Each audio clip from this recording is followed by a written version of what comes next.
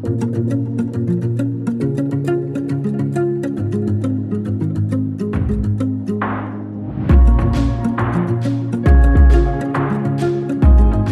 à tous et bienvenue dans ce nouvel épisode d'Instant Simple, une parenthèse d'évasion. Aujourd'hui, je vous emmène avec moi dans différents lieux pour vous parler d'un sujet en particulier qui est le devoir de mémoire.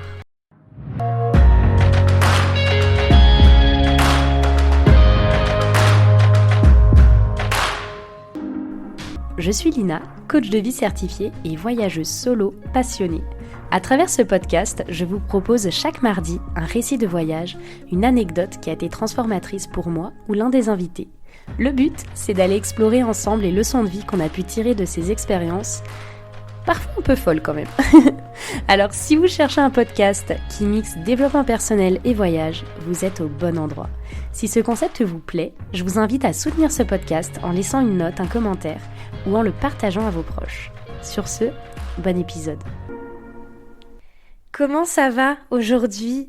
Tu sais, de mon côté, ça va. Novembre est là, ça y est. Novembre est là depuis déjà... Lina, on est le 21 novembre. Enfin, on est le 20 novembre quand j'enregistre ce podcast. Donc, novembre est là quand même depuis 20 jours. Il serait temps de s'en rendre compte pour moi. Mais voilà, le froid est là, mais... Bon, on garde le moral, c'est pas forcément la période la plus joyeuse de l'année, je vous l'accorde. En tout cas, je vous souhaite beaucoup de courage si vous aussi vous êtes dans ce pas bad mood, mais genre voilà, vous êtes nostalgique de l'été, de la chaleur et tout. Voilà, on est dans la même équipe et on se soutient. Aujourd'hui, j'ai mis un petit moment quand même à savoir de quoi j'allais vous parler.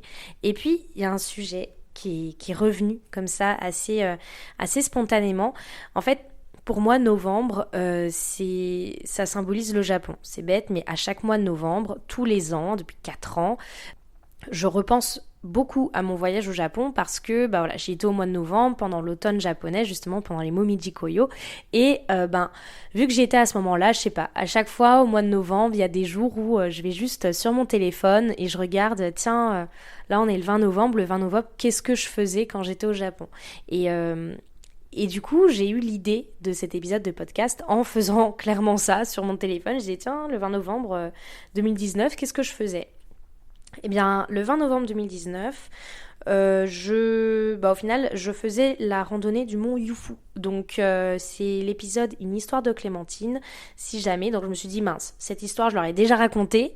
Du coup, je vais vous en raconter une autre. Et qui, au final, est quand même assez... Et vous allez voir, ça va pas être gay cet épisode. Non, c'est pas que ça va pas être gay, mais pour moi, en fait, je me suis dit, purée, mais il faut que j'en parle, j'en ai pas encore parlé, et pour moi, c'est tellement une notion importante.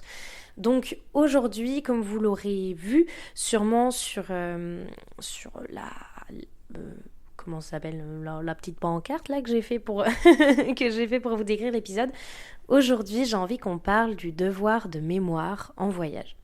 Gros sujet, alors j'ai mis Hiroshima parce que je suis allée à Hiroshima, mais il se peut que pendant cet épisode on parle peut-être de Dachau, c'est possible qu'on parle de Verdun également, des lieux où je suis allée et où j'ai fait un devoir de mémoire là-bas, et en quoi j'aime inclure ça dans mes voyages, parce que souvent, tu vois, par exemple quand je suis partie au Japon, j'ai passé 2 nuits à Hiroshima.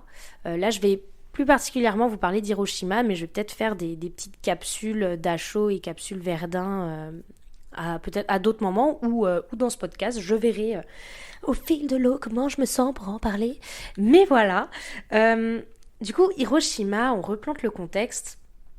Hiroshima, tout le monde connaît cette ville, je pense, et pas pour des raisons... et peut-être pas pour des super raisons, on s'entend. En tout cas... Quand je suis allée au Japon, si vous voulez, mon avion est atterri à Tokyo et mon avion décollait de Tokyo. Donc je devais dans tous les cas faire une sorte de boucle et revenir à Tokyo. Et j'avais ce qu'on appelle le JR Pass quand on part au Japon. C'est un pass réservé du coup aux touristes qui peut être de 7, 14 ou 21 jours. Et c'est un pass de train qui permet de prendre le train... genre illimité. voyez, vous le payez. Moi, j'avais pris le pass 21 jours. Il me semble qu'on paye autour de 500 euros. Et du coup, vous pouvez prendre tous les trains dans tout le pays en illimité. Donc ça, c'est assez top. Et au final, même si on se dit que 500 euros, c'est un budget, ben... Si j'avais dû payer mes billets de train à l'unité, clairement, j'en aurais eu peut-être pour 1500 euros. Donc voilà, c'est quand même un bon tips à savoir. Et tout ça pour vous dire que j'étais sur la fin de mon voyage. J'avais fait la rando...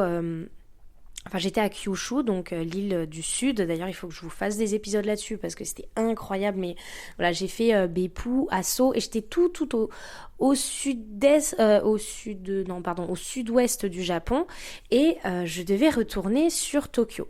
Et quand on est à Kagoshima, qui est la ville, enfin la préfecture la ville principale de la préfecture de Kyushu, en gros.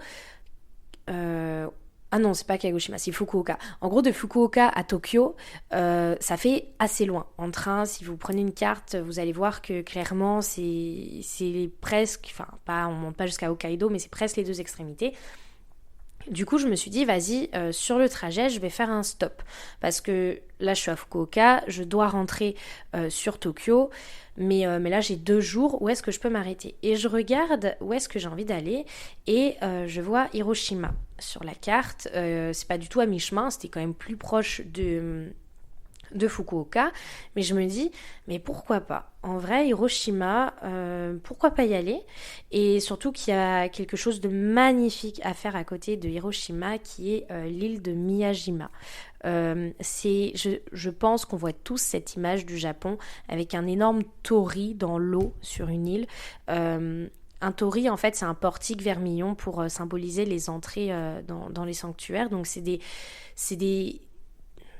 portes comme ça, enfin c'est genre des portiques de couleur orange et en fait ce qui est très connu à Hiroshima, enfin à Miyajima, donc l'île, quand vous êtes en fait à Hiroshima, vous prenez un bateau pour aller visiter cette petite île le temps d'une journée, vous pouvez faire des petites randos là-bas, c'est très sympa et vous voyez du coup cette immense torii posée dans l'eau comme ça et c'est absolument magnifique.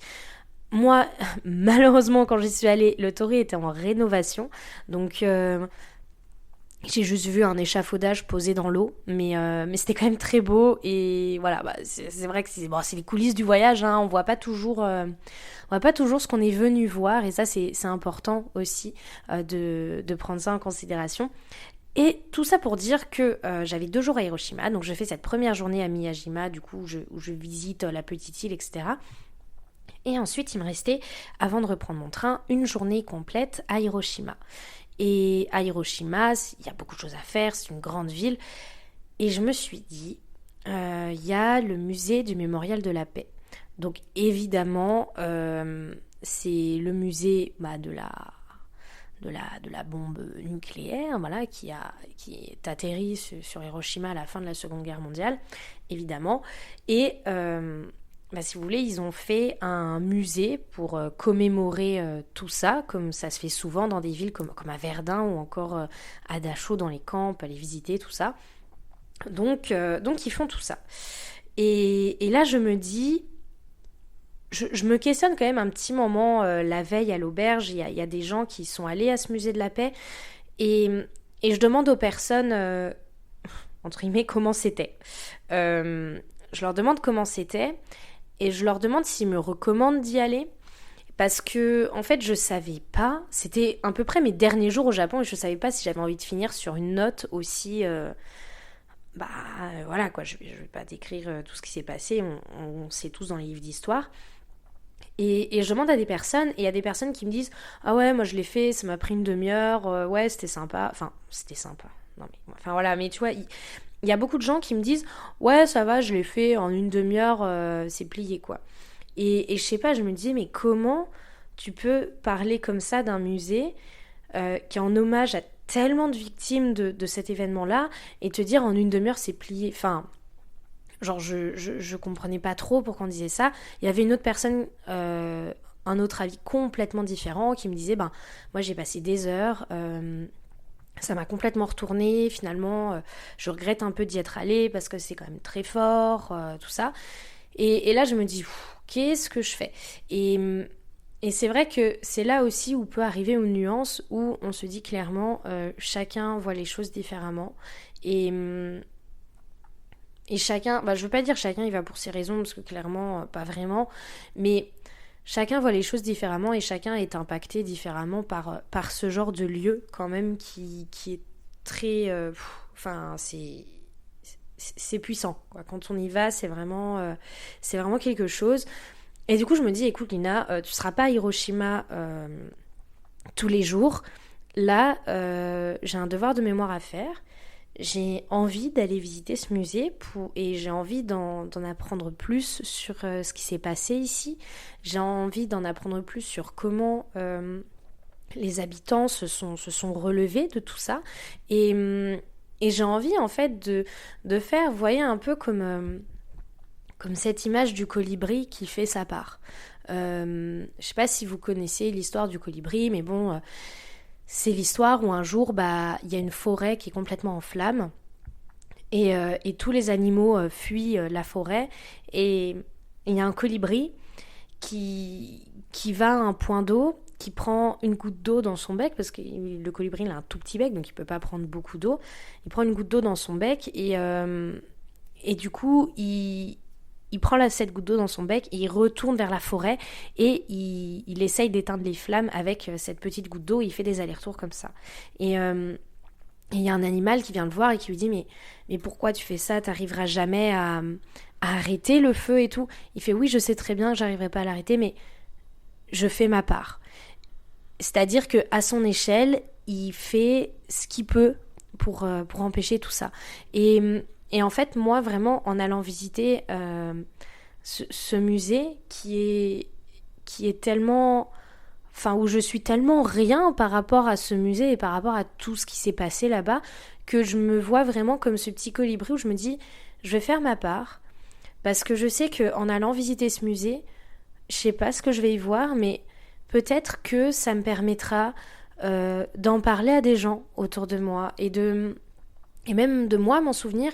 Et clairement, le but de ce musée, c'est ça, c'est le plus jamais. C'est-à-dire, le but de ce musée, c'est vraiment de montrer ce qui s'est passé en rendant un hommage incroyable aux victimes et de dire, plus jamais ça. En fait, il vous montre la violence de ce qui s'est passé pour se dire en mode, voilà ce qui s'est passé, maintenant, plus jamais ça. Et dans les devoirs de mémoire, quand j'ai été visiter Dachau, c'était un peu pareil dans le sens où ils vous font vivre Enfin, ils vous font vivre. Ils vous montrent comment c'était là-bas dans cette optique de dire genre plus jamais ça. Et c'est pareil quand j'ai visité le mémorial à Verdun. C'est exactement la même... Enfin, pour moi, c'est exactement le même message qui ressort. C'est vous montrer ce qui s'est passé, comment l'être humain a pu arriver à des étapes comme ça, pour que on vous amène à vous dire, genre, plus jamais ça, en fait. Plus jamais. Et du coup, voilà mon optique quand je vais visiter le musée du Mémorial de la Paix à Hiroshima.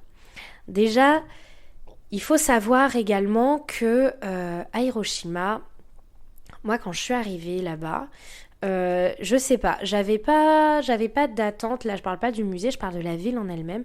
J'avais pas d'attente. Mais ce qui m'a choquée quand je suis arrivée là-bas, c'est que vraiment, c'était une ville immense. C'était une ville immense. Il y avait aucun vestige. Il y avait des temples qui avaient l'air très anciens. Il y avait... Enfin, en fait, ce qui m'a impressionnée, c'est que je me suis dit, mais attends, la bombe, genre c'était en 45, c'était il y a même pas 100 ans. Et c'était genre, ouais, il y a 80 ans, allez, ouais, c'est ça. C'était il y a 80 ans et ils ont tout refait. Ils ont tout refait. Quand tu es à Hiroshima, il y a aucun décombre, il y a aucun vestige. Je sais pas, par exemple, bon après, les Japonais sont aussi très doués pour tout reconstruire très très vite et tout, et c'est un peuple incroyablement résilient dans le sens où, bon, ils ont eu ces épisodes-là, mais voilà, c'est une île, donc ils ont aussi souvent des cyclones, il y a des tremblements de terre. Enfin, à chaque fois, ils arrivent, il y a eu beaucoup de guerres aussi là-bas, donc à chaque fois, ils arrivent en fait à se relever et avec beaucoup de résilience et à tout reconstruire tout le temps et mettre des moyens en œuvre énormes. Enfin, quand je pense par exemple quand j'étais en Martinique et que je visitais Saint-Pierre, qui était l'ancienne, on va dire, entre guillemets, capitale de la Martinique. Saint-Pierre aujourd'hui, suite à l'éruption du volcan qui s'est passée quand même en 1902, donc c'était il y a 120 ans à peu près, ouais c'est ça, il y a 121 ans, et ben genre ça reste, enfin ils ont reconstruit mais pas, enfin vous voyez ça reste quand même une petite ville. Après évidemment je compare pas Hiroshima et Saint-Pierre parce que c'est pas les mêmes budgets quand même, mais cette capacité en fait du peuple japonais à toujours se relever, reconstruire et reconstruire comme c'était avant, c'est ça qui est fou, c'est que peu importe où vous allez au Japon, par exemple, vous allez à Hiroshima, vous pouvez visiter des temples et ils vous diront que ce temple a été construit en, je sais pas, en l'an 1000. Enfin voilà, vous allez voir des temples, des sanctuaires très très vieux. Mais clairement, ils ont été détruits par la bombe. Enfin, genre la ville, je vous raconterai ce qu'il y a dans ce musée, mais la ville, on voit très bien, il restait plus rien après l'explosion. Et tout était détruit, les temples étaient détruits, mais au final, les Japonais ont tout reconstruit à l'identique, comme si, c'est pas comme si c'était rien passé, parce qu'ils n'ont jamais oublié, mais comme si, en fait, le temps n'avait pas d'emprise sur les lieux sacrés. Et moi, je trouvais ça absolument incroyable. Donc, du coup, j'arrive dans Hiroshima, je vois cette énorme ville avec beaucoup d'immeubles, des métros, des trams, enfin voilà, très, très urbanisée, quoi, enfin une ville. Et je me dis, mais comment, il y a 80 ans, il n'y avait plus rien, quoi, enfin, genre, voilà, c'est assez fort.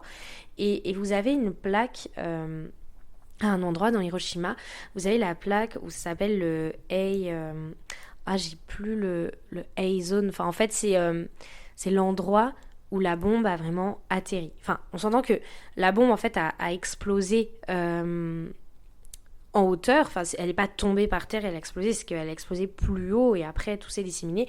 Mais en gros vous avez une plaque où c'est écrit, bah genre là, c'est là que ça a explosé, là c'est l'épicentre en fait. Et genre vous êtes sur cette plaque, vous regardez autour de vous et c'est clairement une plaque dans la rue sur un trottoir quoi. C'est genre jamais tu te dis à 80 ans il y avait plus rien quoi. Enfin c'était vraiment dingue. Et après donc j'arrive dans le mémorial de la paix. Donc si vous voulez à Hiroshima vous avez cette zone donc à côté du musée. Donc vous avez le musée et vous avez tout un grand parc autour qui est fait comme un mémorial avec des statues, des ema pour les pensées, etc. Et vous avez le Eidome. Et en fait le Eidome, je pense que c'est ça que je vais mettre en petite image de ce podcast. Le Eidome, c'est ce bâtiment du coup que vous voyez avec une coupole en fait en fer forgé et qui est le seul bâtiment en fait à avoir tenu le coup. Voilà. Et si vous voulez, quand les Japonais ont eu cette bombe, et ben par la suite, tout était rasé. Il y avait même pas, enfin franchement, mais je vous raconterai, mais de genre tout était rasé et il y avait que ce bâtiment qui avait tenu. Et en fait, les Japonais, eux, ils voulaient absolument tout oublier, ils voulaient tout reconstruire et c'est ce qui s'est passé. Mais ils ont quand même décidé de garder ce bâtiment tel quel. Donc ils l'ont consolidé pour pas qu'il tombe, mais ils ont gardé ce bâtiment qu'ils n'ont jamais rénové, ce bâtiment encore en ruine mais assez solide pour que la ruine tienne, qui est le Eidome et qui est le seul aujourd'hui, en tout cas, quand vous vous baladez à Hiroshima, le Eidome, c'est vraiment le seul vestige que vous avez de ce moment-là. Et du coup, ce Eidome, il est dans le mémorial. Et dans le mémorial, vous avez également le musée du mémorial de la paix. Et donc, c'est ce musée que je suis allée visiter. Pourquoi je suis allée visiter ce musée ? Comme je vous en ai parlé tout à l'heure, c'est comme l'image du colibri. Et c'est aussi parce que, et ça c'est une des leçons que je voudrais apporter à ce podcast, qui durera le temps qui durera, je sais même pas combien... Ouais, ça va, c'est... Mais en fait, c'est vraiment cette notion du devoir de mémoire. Euh, Certaines personnes, quand je leur ai dit que j'avais visité le musée à Hiroshima, quand je leur ai dit aussi que j'ai visité le camp à Dachau, ou que quand je suis allée à Verdun, j'ai visité pareil le mémorial, le musée et tout, euh, certaines personnes ne comprennent pas forcément, parce que pour beaucoup, vous voyez, le voyage, c'est que des choses plaisantes en fait. Enfin, pour beaucoup de personnes, quand on part en voyage pour se faire plaisir, pour apprendre des choses, pour voir des choses, pour vivre des aventures et tout. Et genre, et pour des gens, eh ben, ils se disent, ouais, moi je passe un mois au Japon, sur ce mois-là, j'ai pas envie de passer une journée au musée de la bombe à Hiroshima, quoi. Et pourtant, moi j'en avais envie. J'en avais envie dans le sens où je me dis, ben, je suis là et à mon échelle, j'ai envie. Enfin, pour moi, c'est vraiment un devoir. C'est le devoir de mémoire, c'est comme. J'aurais pas le droit de vote, mais c'est le devoir d'aller voter un peu. C'est le devoir de mémoire, c'est vraiment le devoir de se souvenir de ce qui s'est passé, de se souvenir de tout ce qu'il y a eu, et pour pas que tout ça soit oublié. Parce que au final, si on fait un voyage sans symbolique derrière et sans. Si on passe à côté, pour moi, des lieux comme ça qui ont été très importants et qui ont marqué l'histoire du monde, eh ben, on perd entre guillemets quelque chose et enfin, et on refuse de se souvenir. Du coup, j'y suis vraiment allée pour ça et quand je suis entrée dans ce musée, je me souviendrai toujours la première pièce, c'est la pièce, moi, qui m'a quand même le plus marqué, c'est que vous êtes dans une pièce, imaginez-vous, vous entrez dans une pièce ronde, enfin la salle est ronde, et en fait, tous les murs, c'est des écrans. Donc tous les murs, enfin le mur, c'est juste un seul écran. Donc c'est ultra immersif. Si vous entrez dans cette pièce, vous vous mettez au milieu de la salle et vous êtes entouré d'écrans. Et au début, il vous passe des images, enfin des vidéos, des images ou des vidéos de la ville d'Hiroshima avant l'explosion. Donc c'est vraiment une ville, vous sentez que c'est une ville qui est quand même en forte croissance, c'est une ville portuaire, c'est une ville puissante. Donc vous sentez que voilà, la ville est en train de devenir vraiment peuplée, qu'il y a beaucoup de commerce, que c'est un vrai point d'échange aussi pour... Enfin voilà, vous sentez que c'est une ville qui bouge et vraiment une ville déjà très urbanisée pour l'époque. Et, et du coup, vous voyez tous les bâtiments et tout, vous voyez les gens qui vivent là-bas. Et là, d'un coup, vous voyez l'explosion.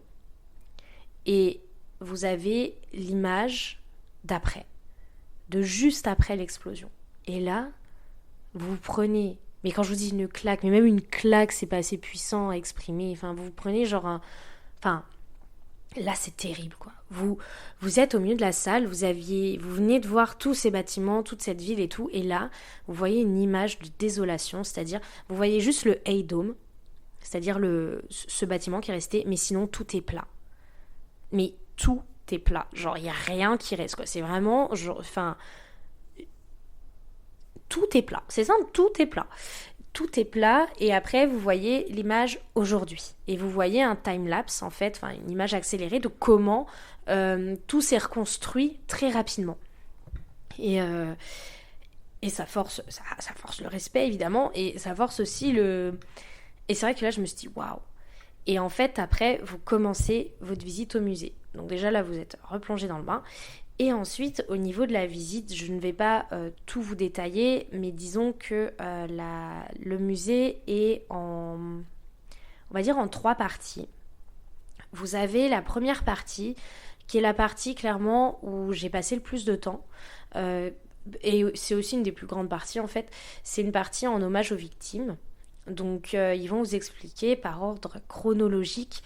Vous avez des objets qui ont survécu au massacre. Vous avez, enfin, voilà, vous avez plein de vous avez plein d'objets et vous avez à chaque fois l'histoire de la personne qui est écrite et vous avez à combien de mètres elle se trouvait de l'épicentre. Et en fait, tout ce cheminement de la première partie, il est fait par ordre chronologique. Donc au début, vous avez les victimes de l'explosion, enfin là, les gens qui ont été clairement décimés directement. Et après, vous avez tout le ravage, les pluies acides, vous avez tout le ravage en fait du nucléaire qui arrive. Et il faut savoir qu'à l'époque, Hiroshima, le nucléaire, personne connaissait. Enfin, personne connaissait. Genre, si, en fait, genre, on connaissait pas, c'était un test des Américains, c'était pour la première fois. Donc du coup, personne se méfiait de tout ça, donc il y a eu encore plus de morts après, et en fait, toute cette partie sur les victimes vous montre aussi comment... Enfin voilà, les stades de cette épreuve-là. Et, et c'est quand même quelque chose qui est... C'est une partie quand même ultra poignante. Et ensuite, vous avez une autre partie où là, c'est clairement plus technique. J'ai passé un petit peu moins de temps, mais ça explique comment marche cette arme, en fait. Et la troisième partie, c'est vraiment la partie axée sur la paix, où là, si vous voulez, la deuxième partie, ça parle plus genre de l'histoire, et un peu, pour ceux qui ont vu le film, et moi je suis allée le voir aussi, le Oppenheimer. Pour ceux qui ont vu le film Oppenheimer, en fait, cette deuxième partie du musée explique clairement ce projet. Donc, vous avez les photos des documents confidentiels des États-Unis, etc. Enfin, là, ça explique comment fonctionne la bombe et tout. Et après, vous avez une troisième partie qui explique toute la lutte aujourd'hui qui est faite par...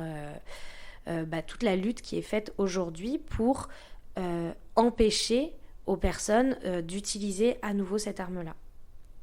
Et c'est vraiment la troisième partie, c'est sur la paix en fait. Donc vous avez la première partie en hommage aux victimes qui raconte aussi ce qui s'est passé dans les faits. Et c'est très graphique. Hein. Il y a beaucoup de photos, il y a beaucoup d'objets, il y a beaucoup de... Enfin c'est quand même, c'est quand même assez puissant. Ensuite vous avez toute la partie histoire. Et après toute la partie, depuis cet événement-là, qu'est-ce qui est mis en place pour que plus jamais... Enfin voilà, pour qu'il y ait le plus jamais. Et après, vous sortez du musée. Et perso, j'ai dû passer, je pense, au moins 4 heures dans ce musée-là. J'ai passé au moins 4 heures parce que j'ai voulu tout lire. J'ai voulu pas me souvenir de tout, mais en fait, j'ai vraiment été immergée dans cette expérience-là. Quand j'ai revu Oppenheimer, ça m'a montré aussi l'autre facette, la construction de ce projet, mais qui, au final, rejoint un peu ce qui est dit dans le musée sur la fin. Mais c'était fou là. Enfin c'était fou. Je suis ressortie, je me suis pris une énorme claque, j'ai marché dans le mémorial et à aucun moment j'ai repensé, vous voyez, j'ai repensé à ce que m'avaient dit les personnes à l'auberge de jeunesse, celui qui avait plié le musée en 30 minutes, donc là lui j'ai clairement pas compris comment il a fait, parce que moi j'ai passé 4 heures. Après je pense que c'est 30 minutes parce qu'il a pas lu, parce qu'il s'est pas intéressé à tout, et peut-être, et c'est son choix, et c'est son droit, et et il a le droit, il a tout à fait le droit de passer que 30 minutes dans ce musée parce que peut-être que ça l'a dérangé ou quoi. Il y a des personnes aussi, et je le conçois tout à fait, que ça dérange de voir des choses comme ça, et c'est tout à fait normal. Et du coup, je suis ressortie de ce musée. Vraiment, j'ai marché du coup dans le mémorial de la paix, un petit moment dans tous les parcs et les jardins. Qui sont toujours très apaisants, ce genre de lieu. Je sais pas si vous voyez ce que je veux dire, mais c'est toujours très... quand c'est en mémoire de quelque chose, c'est toujours très apaisant. Et après, je suis allée reprendre mon train direction Tokyo. Et ce musée m'a... Je pourrais pas vous dire, si vous allez à Hiroshima, allez-y. Enfin, tu vois, je pourrais pas vous pousser à aller visiter les lieux comme ça. C'est comme quand j'étais à Dachau, j'étais pendant 3-4 jours à Munich. Et il y a une des journées, je voulais faire une excursion un peu plus loin. Et je me suis dit, tiens, il y a une excursion pour aller visiter Dachau. Et c'est le même raisonnement qu'à Hiroshima. Je me suis dit, plus jamais. Donc je veux faire comme les colibris et faire ma part du devoir de mémoire. Et aller voir ce lieu-là. Et pourtant, on s'entend que c'est loin d'être joyeux, c'est pas l'activité instagrammable, que vous allez parler à tout le monde, que vous allez montrer à tout le monde, et genre c'est pas le but non plus, mais je me suis dit, vas-y, je le fais. Et quand je suis sortie du musée Hiroshima, j'étais... Il y a une part de moi, je dirais pas que j'étais fière de moi, mais je dirais que je me suis dit, bah, je l'ai fait. Et pour moi, c'était important. Et en fait, c'est ça que je veux vous dire à travers cet épisode, c'est que donnez du sens à ce que vous faites. Euh, des fois, c'est bien beau de sortir en auberge de jeunesse, de rencontrer du monde, de faire des pub crawls et d'aller en soirée, etc. Et c'est tout à fait ok. Mais c'est vrai que quand dans votre voyage, vous intégrez des moments comme ça, où vous faites plus qu'un avec l'histoire et où, à votre échelle, vous avez l'impression d'avoir contribué parce que vous savez que vous pourrez en parler par la suite de ce plus jamais ça. Et, et moi, par exemple, là, à travers cet épisode de podcast sur le devoir de mémoire, bah, je suis encore ce colibri et je me dis que à mon échelle, si cet épisode, il vous a peut-être donné envie, c'est un grand mot, mais si cet épisode, il vous a peut-être fait réaliser que, ouais, tiens, vous aimeriez bien aller visiter un lieu comme ça pour souvenir et pour faire votre part, eh ben, allez-y. Et voilà, sur ce, je pense que je vais pas en dire vraiment plus pour cet épisode parce que c'est un sujet qui est quand même assez lourd, on s'entend, c'est un sujet qui est quand même assez touchy et je m'en suis souvent... Enfin, et au début, je savais pas si j'avais envie de le faire, cet épisode sur Hiroshima, et au final, je me dis... Enfin, pour moi, ça a vraiment été quand même quelque chose qui m'a marqué dans mon voyage.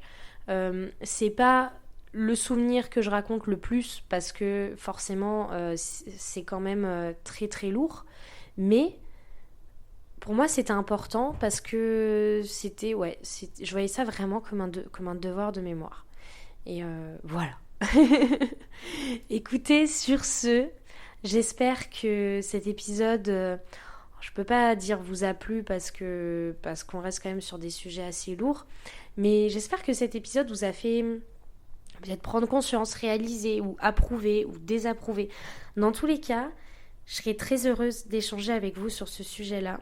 Est-ce que vous aussi, vous avez déjà visité des lieux de ce genre?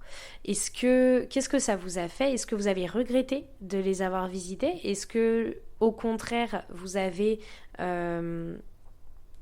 vous pensez comme moi et que vous avez dit bah, vous avez fait votre part et qu'aujourd'hui, puisque vous êtes allé visiter ce lieu, vous pouvez en parler autour de vous. Bon, on s'entend, vous en parlez pas au repas de Noël et tout quoi, mais genre vous pouvez en parler autour de vous quand vous sentez que le moment est juste et vous pouvez diffuser tout ça. Donc n'hésitez pas à venir échanger sur Instagram à ce sujet-là. Je serais très heureuse de recevoir des DM à ce sujet. Et sur ce, je vous dis à la semaine prochaine.